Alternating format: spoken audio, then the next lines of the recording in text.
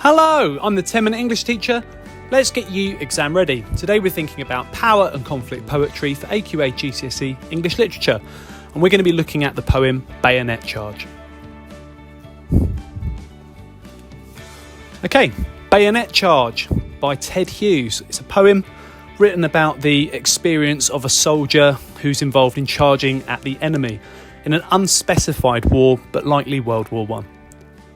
So what's the poem about? So the poem imagines what the mindset of a soldier following orders and charging towards the enemy might be.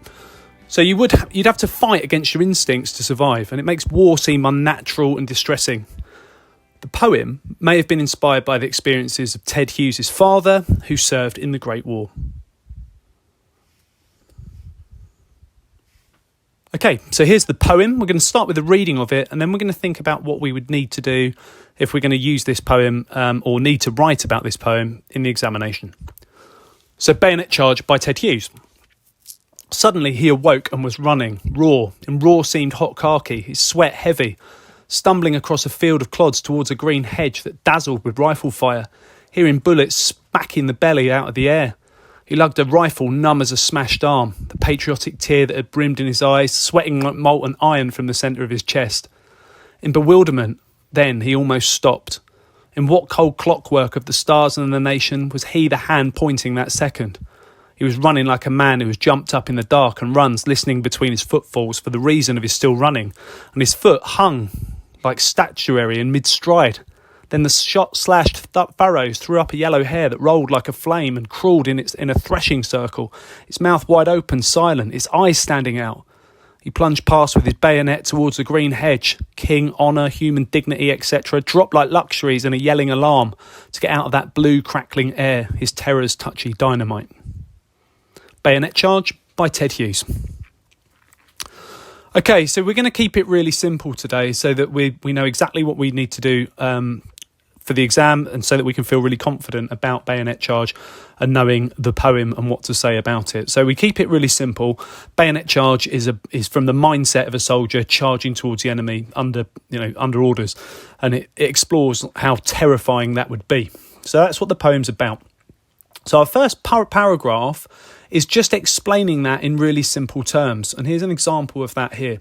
Bayonet Charge presents us with the experiences of a soldier charging towards the enemy. The soldier has to battle against his instinct to survive, and war is made to seem chaotic and terrifying. So what I've done there, two sentences, and I've explained I understand the poem, I know what it's about, and I know how it relates to the theme in the question, if the question was about war, which it would likely be if it was Bayonet Charge, given it's a war poem. The second paragraph now is where we start to explore the structures of the poems. So can we comment on the rhyme scheme or the metre or the lack of in the poems that we've chosen, and link that to what they might be trying to communicate? Why have those choices been made? And here's an example of that. The poem doesn't adopt a rhyme scheme or regular metre, which makes the situation seem even more chaotic and disorderly. The charge is a moment of sheer madness, and this is well reflected by the choice of structure. The poem is unbroken with the use of enjambment, which keeps the tension running throughout the poem. So it doesn't rhyme, it doesn't have a regular metre that's adopted throughout the poem. There isn't the pattern that a lot of poets opt for, and that reflects the disorder of the situation. Once I've done that, it's time to start analysing language. And we've got a flashcard in front of us now that's got 4 key quotes from the poem to use and know for the examination.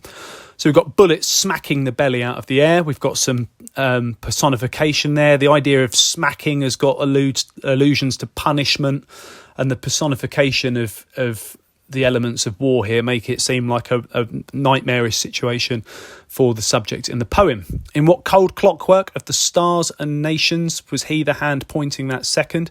The idea of being in a universe without any meaning is sort of being hinted at here. The idea that when war is so horrific and chaotic, the idea that the subject could be questioning the idea of there being a God, which is also something that's reflected in the work of Wilfred Owen, if you're making a comparison to, say, Exposure. We've got shot-slashed furrows here, and we've got a bit of sibilance, shot-slashed furrows, and we've got possibly the sounds of those bullets being reflected here in that moment.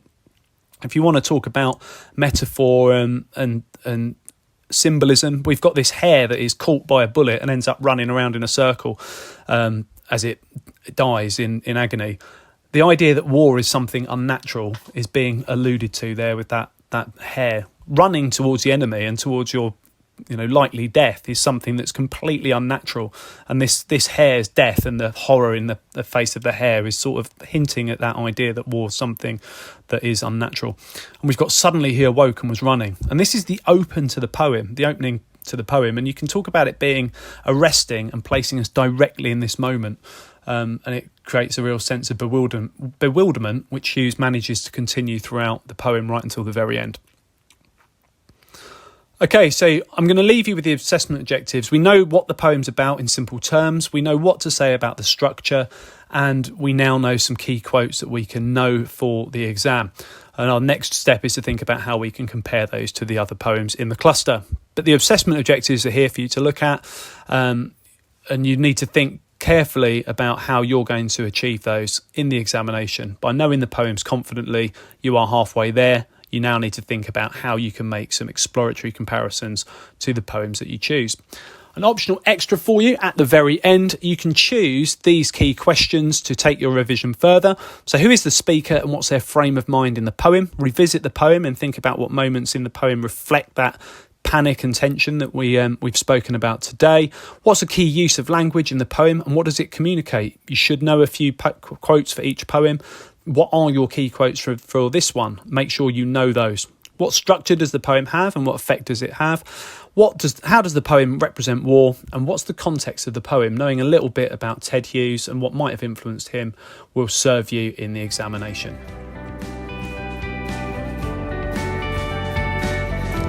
Okay, check out the other videos on my channel. I'll continue to add content. Feel free to ask for something you'd like to see me cover in the comments section. Don't forget to like and subscribe and share, and keep revising.